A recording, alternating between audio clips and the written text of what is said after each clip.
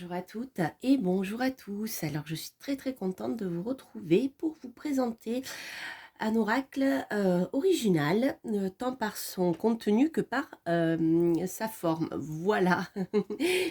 Donc, je ne sais pas si vous voyez bien à l'écran.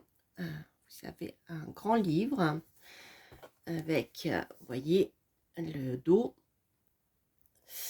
Donc, il s'agit de l'oracle de la déesse sauvage, divination et rituel pour retrouver la puissance de votre nature intérieure, par Amy Zerner et Monté Farber, alors aux éditions Vega.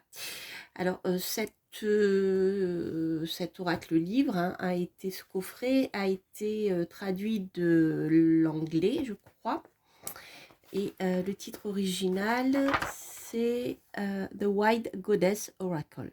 Voilà. Donc, les illustrations sont de Amy Zerner. Voilà.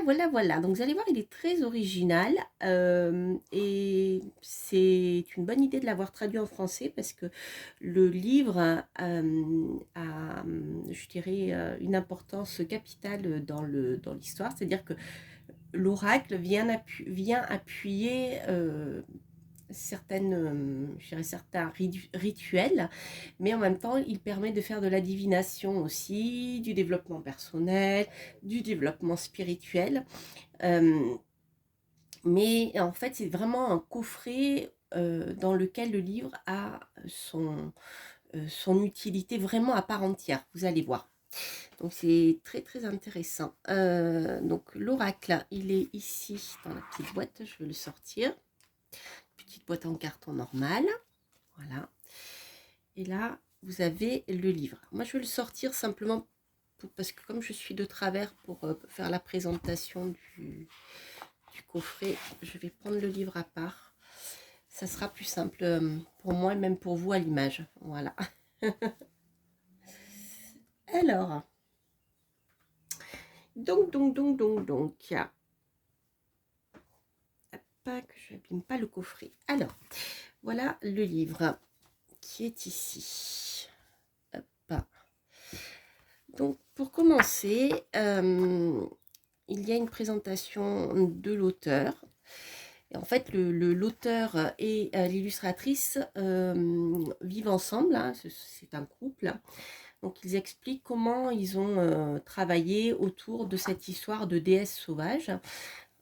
Donc, l'auteur fait un récapitulatif du féminin sacré, du masculin sacré, mais dans son sens, je dirais, le plus ancien, puisque il nous explique que les peuples dits primitifs, c'est-à-dire très anciens, je précise, considérer la femme comme je dirais, la seule nature à pouvoir procréer, avoir des enfants, etc.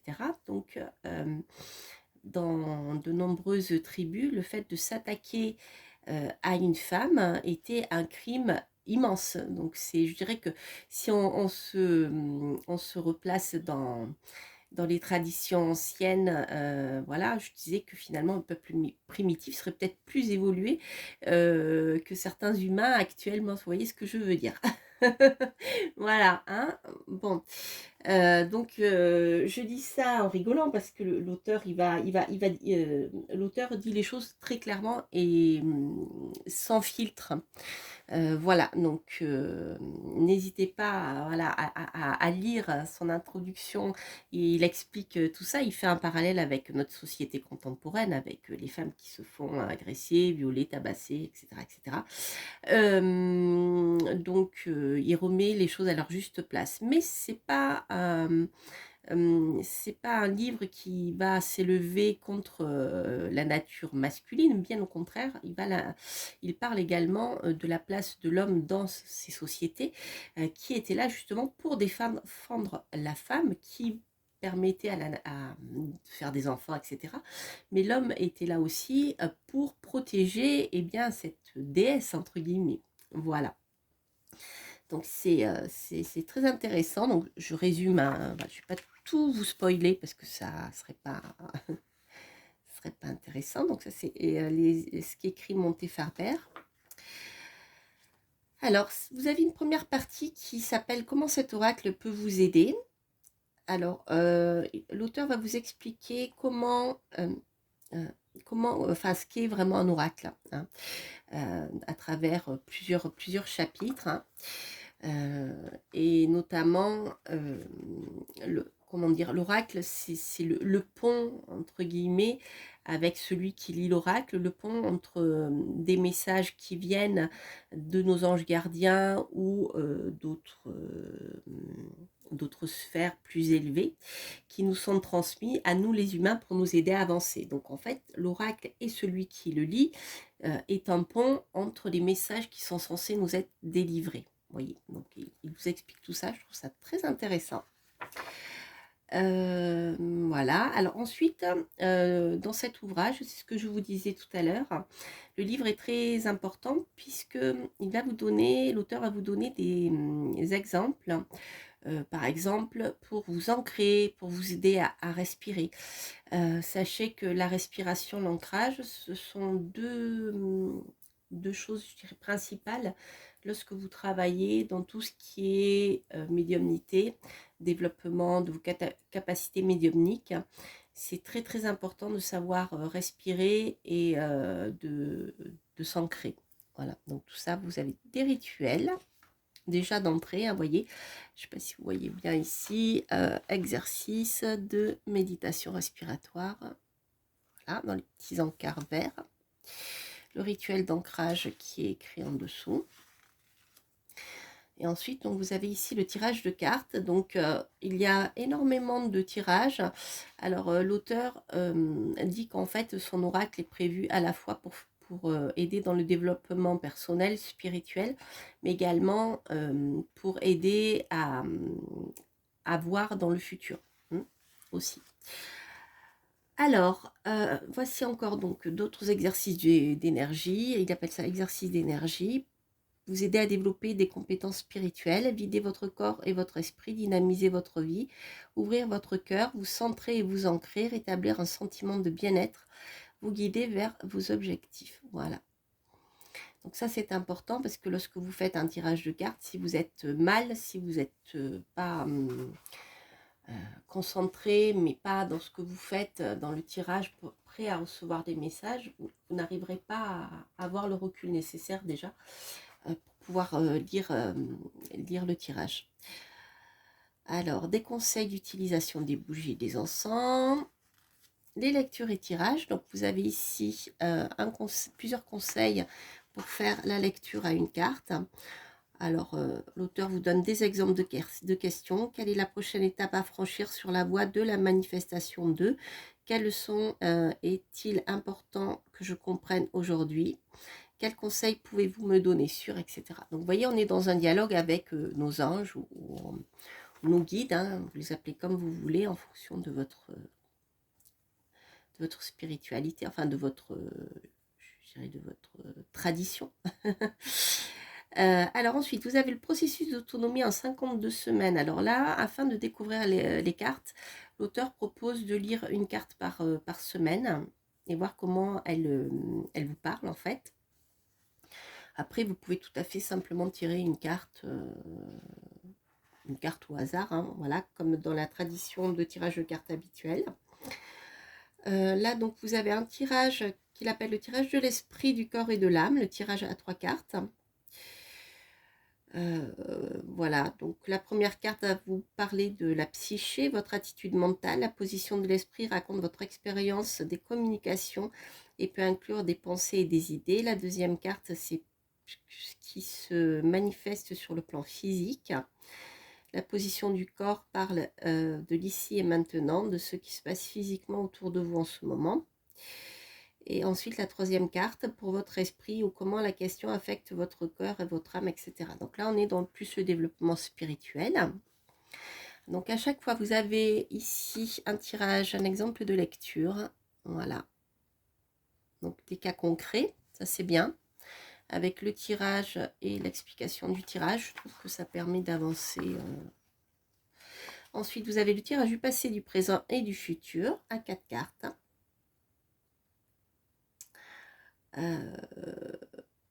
Alors donc là, dans le tirage du présent, du passé, du futur, il y a en même temps, bien comme dans beaucoup de tirages, hein, je dirais les conseils, c'est-à-dire les choses à éviter, les choses sur lesquelles on peut s'appuyer pour avancer, etc. Voilà, donc avec l'exemple de lecture, vous avez tirage de la loi de l'attraction à 4 cartes. Alors avec l'objectif que vous souhaitez atteindre, la première étape, les qualités qui peuvent aider à atteindre l'objectif, les obstacles et la meilleure visualisation pour atteindre l'objectif. Donc là, on a ici un travail sur la visualisation. Voilà. Donc je ne sais pas si vous voyez bien ici. Donc sur chaque carte, vous avez un nom. Et on est dans comment dire, la conception archétypale de la vie, puisqu'on a l'alchimiste, la sage, l'humoriste, la souveraine. Donc déjà, je trouve que les archétypes parlent d'emblée, je trouve ça intéressant. Ensuite, vous avez le tirage de la croissance spirituelle en 9 cartes, avec, voilà, illustration. Le tirage du mandala en pleine conscience à 10 cartes. Donc là, on est plus dans le développement personnel et spirituel aussi, vos idéaux spirituels. Voilà. Ensuite, donc le livre, dans chaque livre, je vais y arriver. Pour chaque carte dans le livre, vous aurez ce type de présentation. Donc la carte, l'illustration en grand format. Ensuite, le titre avec le message, les explications de la carte, comment on peut l'expliquer donc sur le plan archétypal, hein, et ensuite comment on peut l'analyser dans un tirage. Et chaque fois, pour chaque carte, vous avez des exercices ici. Donc, on a la méditation racine. Donc ça, c'est pour développer son ancrage, je suppose. Ensuite, vous avez ici la carte de l'aube avec pareil le message. Comment...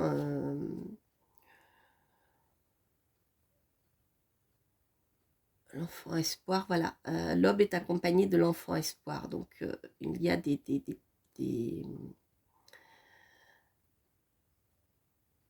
explications, voilà, sur certaines cartes.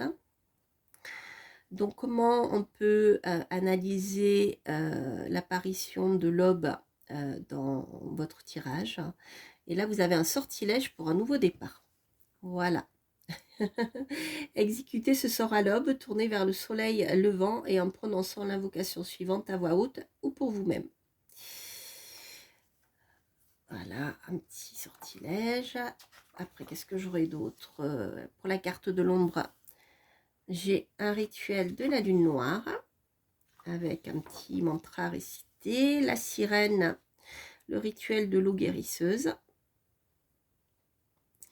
Donc, il y a un petit mantra à réciter, mais aussi un exercice. Hein, voilà, en remplissant la baignoire d'eau chaude.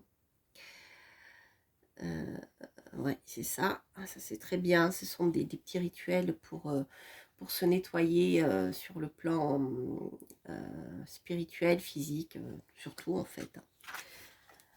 Voilà, la sibylle, etc., etc. Donc il y a, je vous ai pas dit, il y a 52 cartes. Voilà. Voilà, voilà, voilà. Donc ça, c'était pour le livre. Je vais vous montrer les cartes et ensuite on fera un tirage à deux choix comme d'habitude. Alors, hop, donc c'est une boîte en carton. Donc l'oracle est plutôt petite taille. Je dirais qu'il est plutôt même plus petit qu'un tarot, à la fois en hauteur et après il est un peu plus large qu'un tarot, mais c'est vraiment petit format. J'en ai pas sous la main de grandes cartes, donc voilà, vous voyez, j'ai des petites mains et elle rentre vraiment dans la paume de ma main. Voilà, c'est vraiment petit format. Donc je dirais un peu plus grand que le format poker, puisqu'il est un peu plus large, hein, et plus haut. Non, elles sont plus grosses que les cartes de jeux traditionnels, hein, voilà, mais c'est petit oracle, donc ça c'est bien pour les petites mains. Alors, les illustrations, elles sont très colorées et ce sont des photomontages. Et pour chaque carte, vous avez au dos un petit texte. Alors, pour la chamane, travaillez sur vous-même et votre guérison si vous voulez être utile aux autres pour les mener sur le chemin de leur propre guérison. Voilà. Donc après, c'est plutôt format cartonné qui revient bien. Mais faites attention quand même parce que voilà, ne pas trop les plier. Le dos, le bord est neutre. Voilà, donc c'est très sympa. Comme moi j'aime bien ce type de carte où on n'a pas trop la sensation d'avoir du plastique dans les mains. Voilà, mais elles sont un peu plus fragiles du coup. Alors, donc vous avez ici la chamane.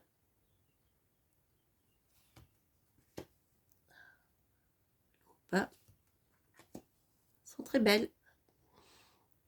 Très très belles. J'aime beaucoup.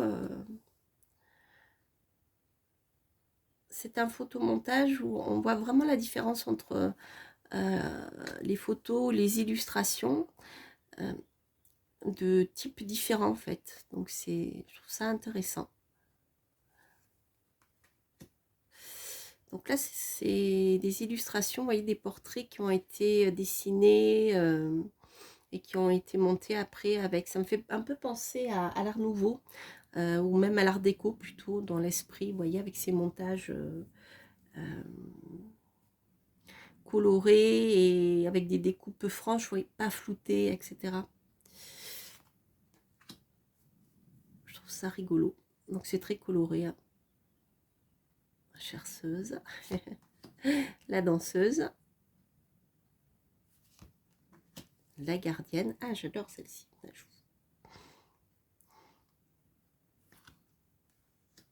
Papillon. La Maya.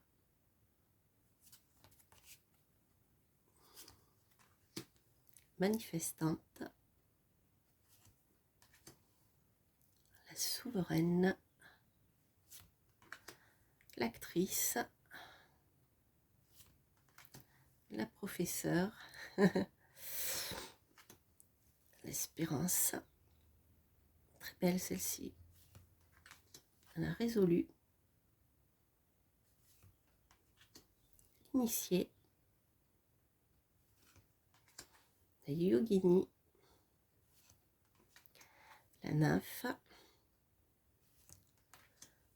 L'inventrice. La pacificatrice. L'amante. La guérisseuse. La guerrière. L'empate. La poétesse. La protectrice. L'esprit libre. La critique. La balance. L'alchimiste. La sorcière. La sage. La survivante. La jardinière. Le masque. La messagère. La détective. L'humoriste. Le moi supérieur. La blessée. La voyante. La grâce. Elles sont belles, hein, ces cartes. La rêveuse. La visionnaire. L'ange. L'élément déclencheur. La voyageuse. La vérité. l'inquiétude et la fuite. Voilà, alors ce que je vais faire, comme d'habitude un tirage à deux choix. Excusez-moi, je bois parce qu'il commence à faire super chaud.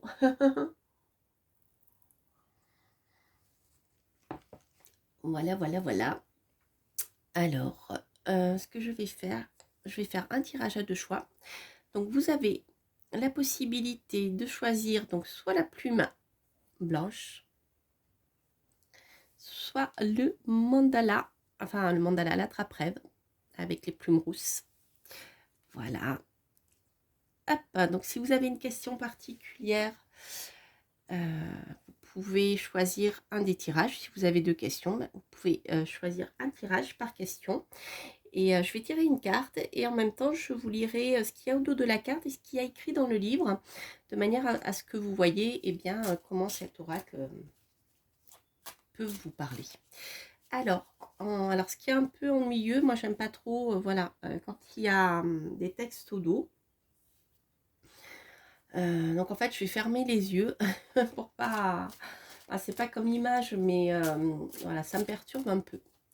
Alors, je vais tirer une carte en fermant les yeux. Hop, et puis après une autre ici. Voilà. Alors, hop. Donc pour la plume blanche, vous avez ici l'inventrice. Je vous montre la belle carte, l'inventrice. Je ne sais pas si vous voyez, il y a une sorte de pierre précieuse au niveau du troisième œil. Au niveau du chakra du cœur aussi, vous avez un voilier qui va vers un château. Et l'illumination qui vient d'en haut. C'est intéressant au niveau symbolique, je trouve. La mentrice, le moment est venu d'amplifier votre concentration, de nettoyer, purifier l'espace de votre monde et votre esprit pour faire place à quelque chose de nouveau, les amis. Sympa, hein? Alors,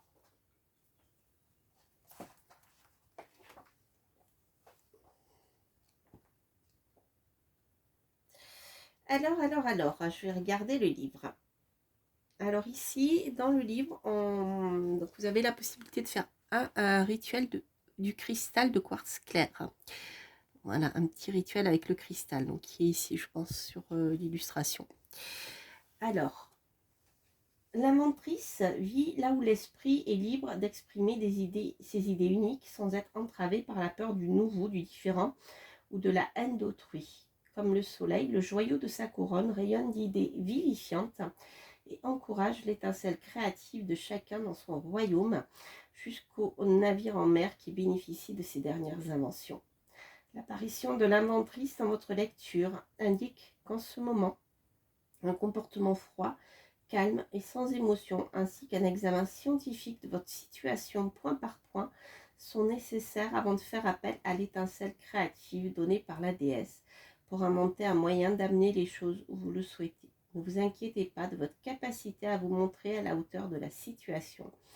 Elle est là, mais elle peut être facilement étouffée par des émotions fortes et le désir d'éviter des changements incontournables. Intéressant, hein? Alors, maintenant, on va regarder pour la plume rousse de l'attrape-rêve, l'espérance. J'adore cette illustration. Le texte.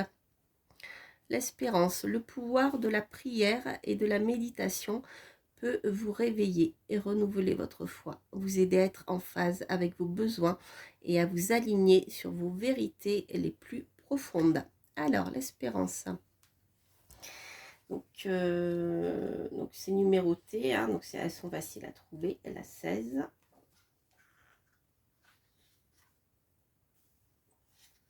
Alors,